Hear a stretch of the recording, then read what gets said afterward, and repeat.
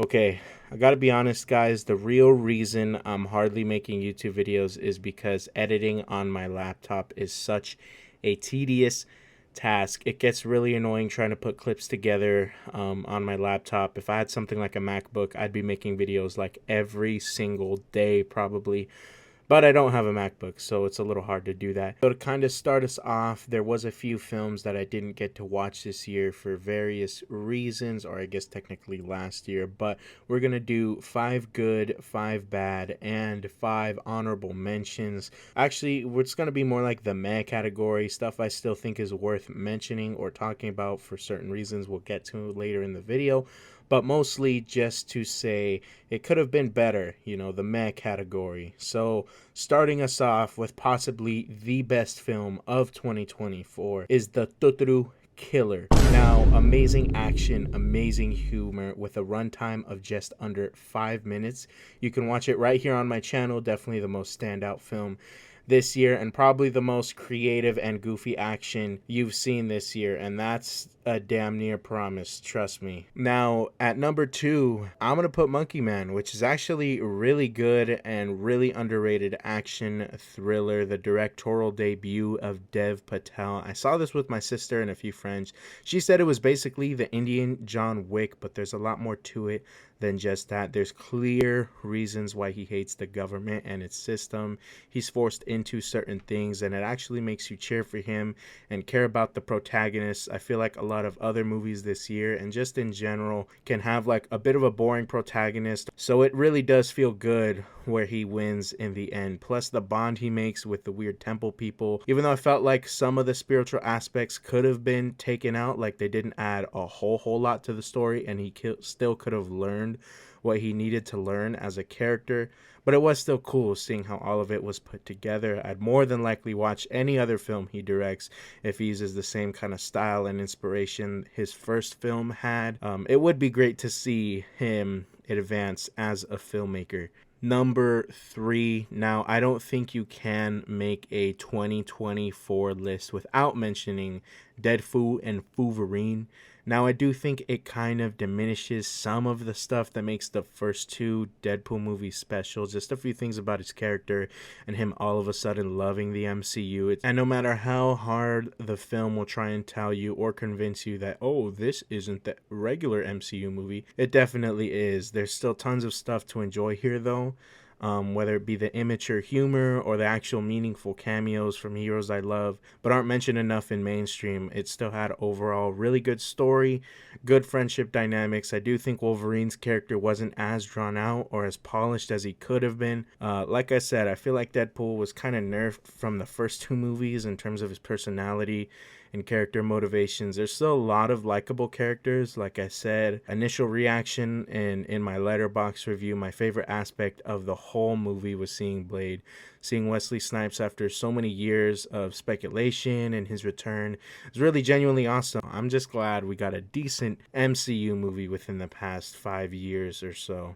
Number 4. Now, before the list continues, unless I say something is the best or my favorite, then this list is in no particular order. And that goes for the bad and the meh category as well. So, putting Transformers 1 here, I was actually debating whether this film was worth my time or not before watching it. Everyone was just raving about it, and I didn't see much marketing for it, so I thought it wasn't going to be worth it. Plus, everything I saw from the trailers didn't even seem that interesting. I'm a pretty casual Transformers fan, and I like the Bayverse movies, and that's pretty much where it ends for me. Before going into it, I wouldn't have thought the animation was going to look that good. Like everything I saw on my phone, social media, whatever, the animation didn't really look that good before actually watching it. But in the theater, it was just so beautiful. It looked incredible. I'm kind of tired of like the pastel Spider-Verse comic book style of animation, but this film really did something special with it, especially the colors and visual storytelling. The biggest kind of like critique of the film is too many things happen so easily for the characters. Like they'll get stuck in a situation or something bad will happen, so to speak, and then immediately after there's like the most simple or easy solution for them. Either they can just walk right out of whatever conflict they entered, And it really feels like they just dumbed down the characters, and these are not dumb characters at all. They're very dynamic and very built up and thought out. That kind of lack of thinking, I guess, situational thinking for the characters almost makes them seem dumbed down, but they're not. And plot wise, it was also a really, really solid origin story. There's a ton of like fan service for the deeper fans. Even with me being a casual fan, I could tell they did a lot of cool stuff, adapting their own sort of lore here. So I'm very, very excited for a sequel. I really hope it does get one because I heard the box office performance didn't match the quality of the film, which I guess kind of makes sense, but I just really hope there's a sequel, and I hope they expand upon the really good things they already built. And I also hope that, again, they do a little bit more smarter character work. Again, these characters are really smart and drawn out, but I hope they don't try and dumb them down with kind of the situational convenience of certain things. So, number 5, I was really debating where I should put this at my number 2 or number 1 spot in terms of best and favorite, because I really love these next two films. But number 5 on this list of good, I am putting Timo Tjahjanto's The Shadow Strays. My gosh, is this movie absolutely breathtaking in its action, in its story, in its character work, in its design, its cinematography. Literally, I can go on and on about this film, and it really sucks because this is actually a Netflix movie, the only streaming movie on this whole list. You can't watch this in a theater unless a theater somehow like lets you put Netflix or something on it. But like, you can't watch this in a theater. There's no physical copies of this film, which is insane. And if you know me, I'm very big on the going to the theater experience, and very big, especially on collecting physical media, especially for my favorite films. And this film does not have that. So I almost don't want to give away too much because I truly want everyone to have an original experience while watching this film. But man, this there's just so many great things here. So it has a bit of a classic setup where this female character, soldier character, is suffering from PTSD. She works in this assassin league called the Shadows, which is where you get the title. She sees a young boy and tries to save him after his mother dies, and things just take the worst turn possible for her, for the boy, for almost every character that's supposed to be a quote unquote protagonist. They are just taking the worst turns here, and man, it just gives me so much genuine sympathy for these characters, especially the boy who deserved none of this to happen to him. It is an insane story. I'm gonna be honest, I almost teared up at the end scene, or not even the end, but like toward the beginning of Act 3. All this character went through, and then that's the outcome that happens. It's just every bit of violence, act of violence, has such genuine intention behind it. The art is there, the action is the story. The action in a lot of these newer films is not the story. So it's so good to see that here. The one critique I guess I can give this film, I'm not sure if it completely counts because some of the dialogue in this film is originally Indonesian or some other language. I'm pretty sure it's Indonesian. But with subtitles and stuff like that, some of the line delivery kind of felt off. I'm not sure if it's a translation issue with what they're actually saying doesn't completely translate 100% to what the subtitle says. But yeah, the dialogue in some points can kind of just be like, what did they say? Or like, why'd they say that? Or okay, that's off. Not really in like a character sense, but like a genuine, like, a person doesn't talk like that. So I'm pretty sure it's a translation issue. Obviously, if I understood their original language, I'm sure I would feel it a lot more. But again, that's like probably the only thing I can genuinely criticize. The action, the character work, everything. Everything. The design, the cinematography, it is so... Again, I really don't want to give away too much because I want everyone to have an original experience. So, The Shadow Strays by Timo Tjahjanto, probably favorite film this decade. Everyone should go watch this. So, number 6, an easy number 1. Honestly, I knew this was going to be my number 1 as soon as I left the theater. Boy Kills World, directed by Moritz Moore. I've been meaning to review this film, but like I said, stuff with the microphone and editing the YouTube videos does take a long time, but I definitely want to give this film its own review, own video essay, because it just does so much right. There's so much about it. I think it does genuinely perfectly, and it fits it all into one movie just very well. You know, you have fun characters, insane action, hilarious references to video games, comic books, and other action films. Just a dang good story that keeps you hooked literally the entire time, especially with the plot twist at the end. It makes it all worth it and more satisfying. Plus, the dynamic between the main character and his inner dialogue, just the whole premise and setup of the film is just unique and so cartoonish in its own way. The film physically looks like a cartoon video game with its color palette and cinematography, the most creative action I've seen since like John Wick Chapter 3. Again, the action is the story here. The action actually just enforces the narrative with every single fight, every scene, every character motive. Him getting closer to his goal, and him also kind of fighting with his inner dialogue and the ghost of his sister just kind of being there, you know, because she's kind of meant as this almost innocence inside him that he's kind of slowly losing because of all the torture he's endured. And it's really sad to see, but it's also really cool to see how it plays out, all the creativity and all the really cool stuff they were able to do with that. Each fight scene that progresses, every single thing, all the characters, the side characters, the main character, even the antagonist.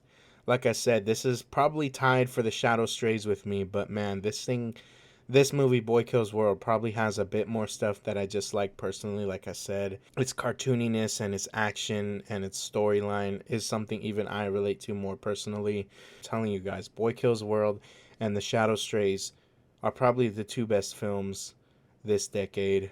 If not, definitely the two best films last year. That's 100% for sure. So that's actually the whole good list. If there was anything else I missed on the good list, let me know.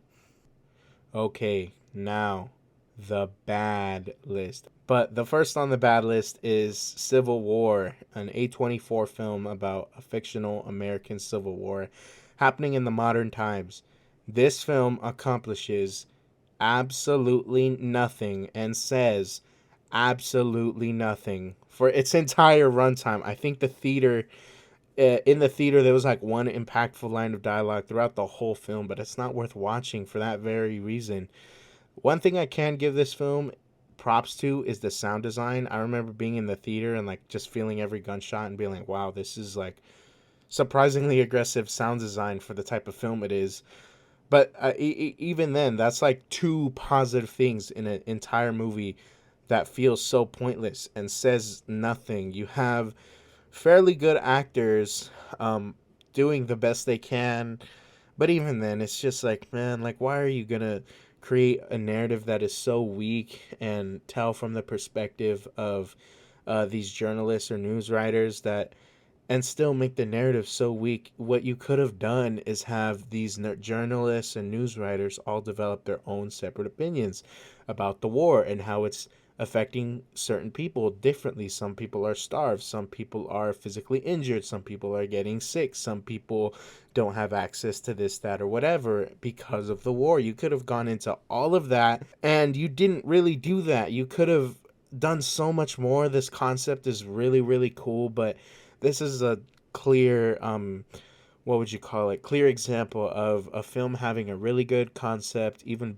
built up somewhat fairly decently in terms of like its pre-release and all that, just for the narrative to fall flat on its face. There's way better ways I feel you can write journalists in a war setting, like the journalist in Full Metal Jacket, right? He actually had a good amount to say, and he kind of serves as like, I wouldn't say a social commentary, but almost like a what the audience is feeling possibly while watching the film. You know, if you have a different interpretation of that, that's fine, but that's kind of what I think it represents in that film, and it does it really well because he has a neutral standpoint on it. And not only does he have a neutral standpoint on it, he's still a somewhat dynamic character. There was so much missed potential here, and it was not worth watching. Definitely a well-deserved spot on the wall of bad. Number 2 spot on the wall of bad, we have The Ministry of Ungentlemanly Warfare. I guess this is somewhat based off a true story, but this movie is also super boring that the true story aspect just floats in the back of my head for the first 5 seconds and is just completely gone because the movie is uninteresting. Like they wasted all their budget and cost on the really good cast. There's amazing actors in this, like Alan Richmond, I think his name is, the Jack Reacher actor. We have Henry Cavill. We have that hot Mexican girl who's in a lot of movies now. But now, even with the stacked cast, right? The film is so boring. Like, it's literally just Inglorious Bastards, but with no creative artistry to it. The action doesn't really enforce the narrative. The story's kind of boring. And I was actually possibly thinking of putting this on the wall of meh, but this is definitely a good deserved spot on the wall of bad. Don't watch this movie. Watch Inglorious Bastards instead if you want to see Nazis get slaughtered. That's all I gotta say. Number 3 spot on the wall of bad, A Quiet Place Day One. There was a good amount of people who I saw really like this movie, but I thought it was so boring. Also, I only watched it because a friend wanted to go watch it. So I was like, okay, hey, what the heck? I might as well, you know. But man, this movie just goes nowhere. If you notice, a reoccurring theme within the wall of bad is very boring story or flat narrative. It just kind of is these two friends, quote unquote, lollygagging around the apocalypse trying to get some pizza that's stale and probably had rats on it at one point. Also, the cat thing was super annoying the whole time. If the cat got eaten, it probably would have made this to the wall of meh. I'm not gonna lie. I genuinely thought the cat was gonna get eaten the whole time, and it did not deliver on getting eaten. I thought it was gonna go wow or meow really hard, and it didn't. So the stakes are super flat. It feels like nothing is gonna go wrong this entire time. The characters are uninvesting. I really don't care about the girl or the dude. They're really boring. Again, definitely not worth watching. And definitely a fat hit to the A Quiet Place franchise, which is kind of sad. But hey, you can do yourself a favor and only watch the first two and don't watch this one. Wow, all this bad film talk is kind of making me want to make more YouTube videos. So if you want to see more YouTube videos, click the like button. Next on the wall of bad, this is our number 4 spot. We have Joker 2. Probably the worst sequel to any movie I have ever seen. It is so bad in so many ways. A lot of people hate on this because it's a musical or just didn't want to watch it because it was a musical. But for me, I don't think the thought of Joker being a musical is all that crazy, especially for Arthur Fleck, someone who has all this art in his head and is twisting art with reality at constant points in the first film. But man, the execution is just so diabolical and horrible and putrid in every sense of the word. One of the worst movies of all time, probably, let alone last year. I really love the first Joker, and man, when I see this movie, it really just broke my heart because I liked the first Joker a lot. So they took away everything that he learned and everything they built up at the end of the first one and just reverted him back to, I guess, factory settings, right? He's still a loser. He's still mentally ill. He's still all these things. There's no defining moment either of when he stops being the Joker he became at the end of the first movie. We see no change in character, no real like learning lesson or anything of why he should go back to his original self or quote unquote original self. They just shoehorn him into stuff that wasn't even there in the first place. And then all of the musical numbers don't add anything to the story at all. We can tell exactly how the characters are feeling the entire time. 5 times in a row, there's this song that accomplishes the exact same thing. And it adds nothing to the narrative out of a 2.5 hour movie, which is just not enough for redemption. Just so horrible, so bad. They completely destroyed the character. It's basically a commentary trying to give you the middle finger that if you idolize the Joker, you're a bad person. You can't like Sigma characters or this or that or whatever. And it's like, it's not about that. You know, for one, the movie doesn't have to tell you the morality of a character, that the decisions of a certain character are bad. The movie does not have to tell you that. People should know that. But relating to the emotions he feels after doing bad things isn't necessarily a bad thing. You know, I can relate to the emotions of a character without condoning his heinous actions. But this movie is shoehorning and shoving all of that down your throat that, oh, you can't like this. Oh, it's so bad. Oh, we're the moral superiority here. Clearly, you have no idea what you're doing if you like the first Joker movie and we're just going to destroy everything. that we did. And this movie is just horrible in so many other ways. Horrible sequel. And man, it almost really does ruin the first film. You know, a lot of sequels, even if they're bad, they don't have to ruin the original product. But man, this is such a heartbreak and disappointment. So, the last film we have on the wall of bad, the most insidious, most putrid, most wretched, diabolical film this year, or I guess last year, is Terrifier 3. Yes, it's very corny grindhouse style of horror, but let me tell you, this movie does nothing but disturb you for the sake of disturbing you. And I'm not a huge horror fan either, but that's not why I'm ranking this so badly. Again, I'm ranking this badly because the gore has no artistic vision behind it. It is just there for the sake of being disgusting, putrid, diabolical, distasteful, whatever nasty adjective you want to add to that. It really is horrible how someone can think of some of the things that were put into this movie. Honestly, I feel like that's more the disturbing part for me, is that someone thought of this, wrote it into a script, put actors to do it, directed it, released it. The fact that it even got from the script to the camera is insane, like genuinely. The only somewhat redeeming quality of this movie is Lauren Laver's character, and that's because she's hot, and that's literally it. You know, like, you can do an insanely gory movie and it not be distasteful. The Shadow Strays is probably the most gut-wrenchingly violent movies I've ever seen. Probably one of the most gut-wrenchingly violent movies of all time.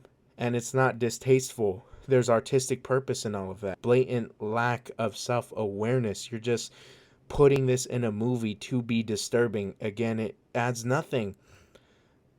Like I said, all the other two films I really loved had insane amounts of violence, probably more violence than this, but there was artistic vision. I was so appalled by the things in this movie. I think someone needs to genuinely check the director's hard drive, because how does someone come up with this, write it, put it into a script, film it, release it for so-called entertainment? Ugh, and disgusting, man. Okay, you're not the horror version of Tarantino. Calm down. You don't need to be doing all this.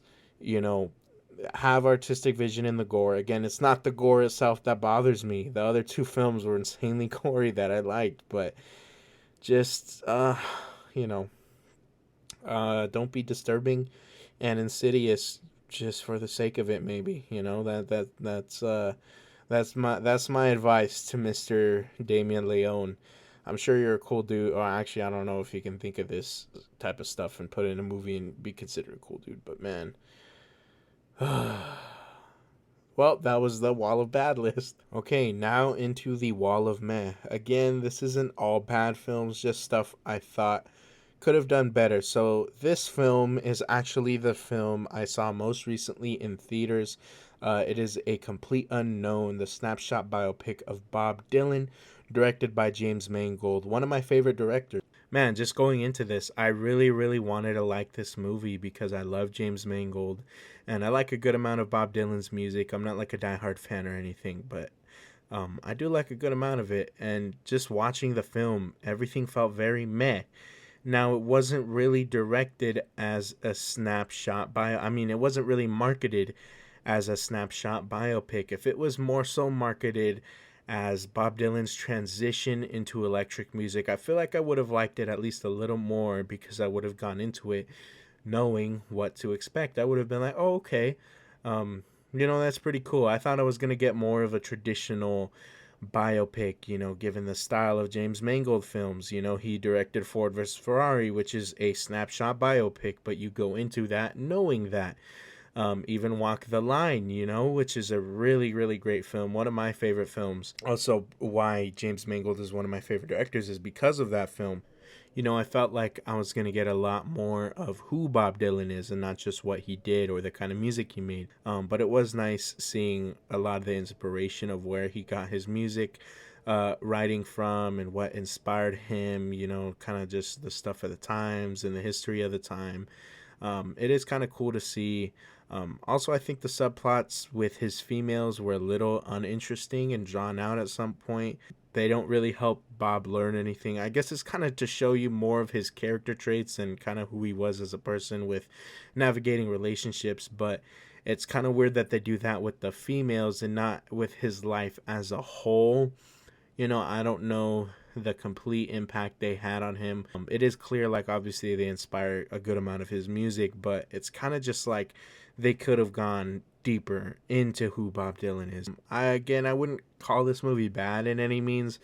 I was just expecting much better, especially from James Mangold. I will also say Timothy Chalamet was a surprisingly good cast here. My initial reaction from the trailers was that he was not a good actor for the role, but he turned out to be actually relatively good.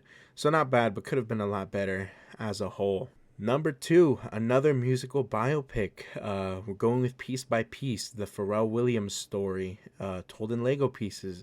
Actually has a lot more creative style than I thought it would be, not just because it's told in Lego pieces, but because the visual choices they choose to display certain parts of the music is actually really fun to see. That's probably the biggest compliment I have, though. The style of this movie during its entire runtime is kind of in this interview format, which I thought would have been okay with.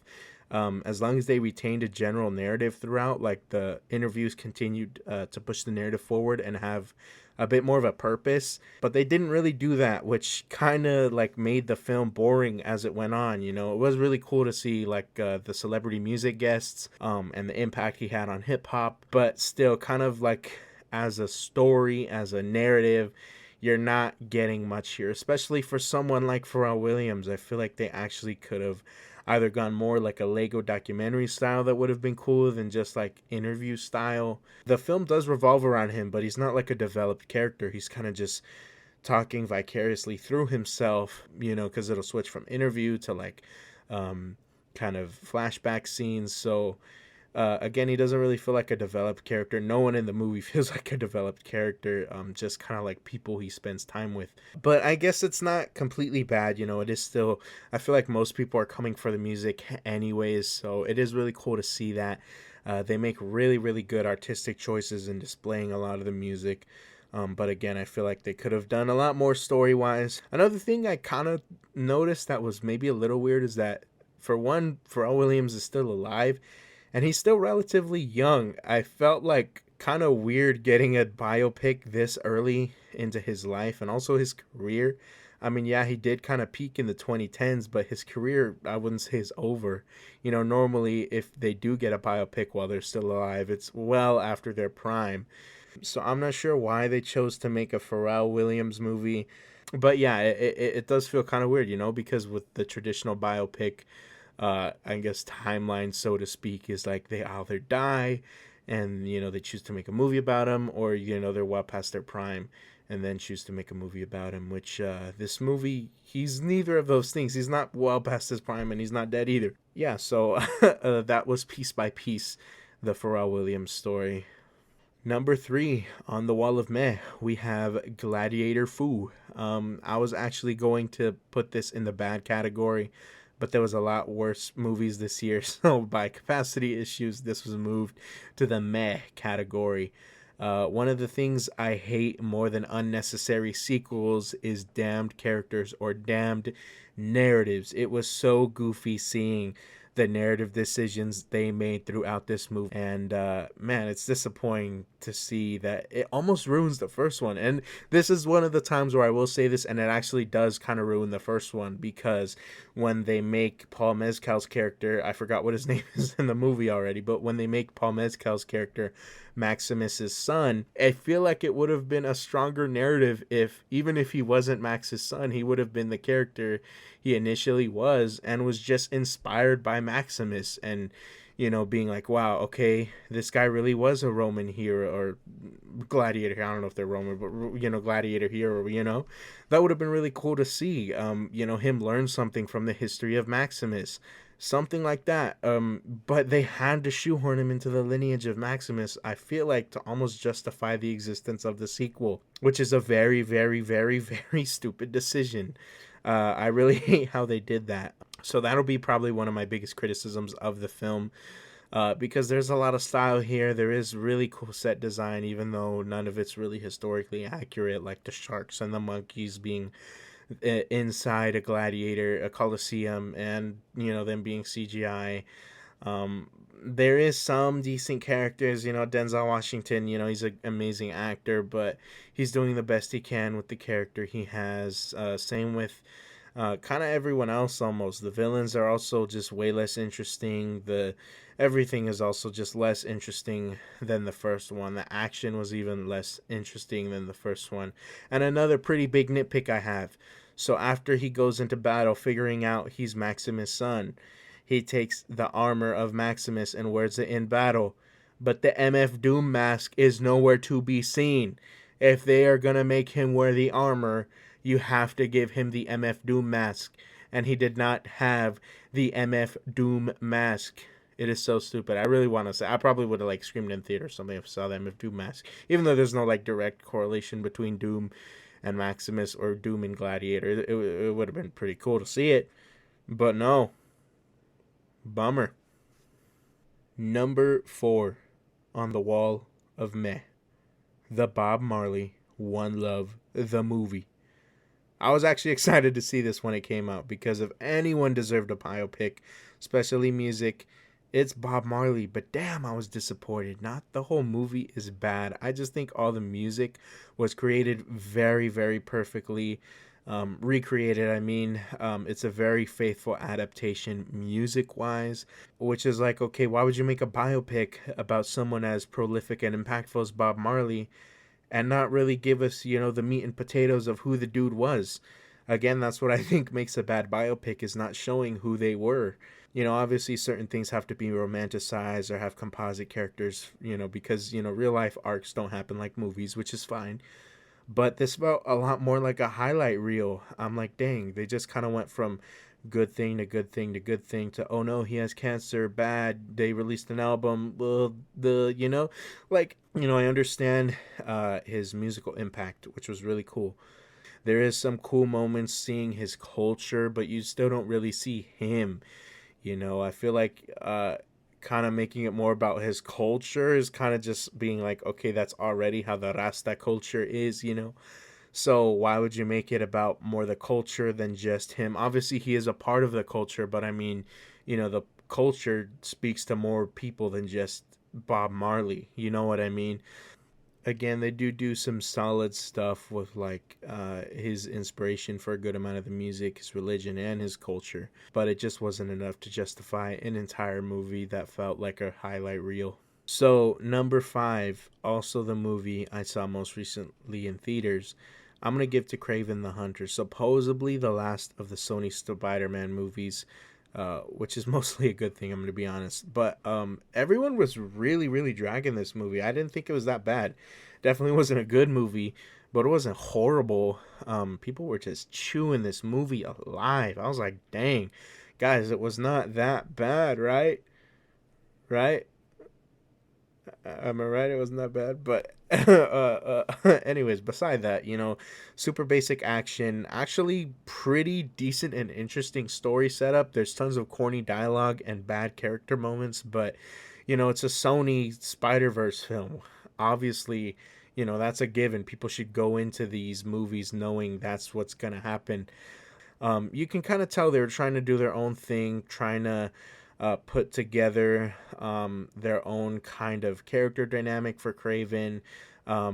But the biggest thing about it is they're building up this Spider-Man villain verse without Spider-Man. So there's not a lot of references to other villains or even a constructed narrative that would make a whole lot of sense, because Venom was an anti-hero. Madam Web, I think, was a hero. I didn't see it.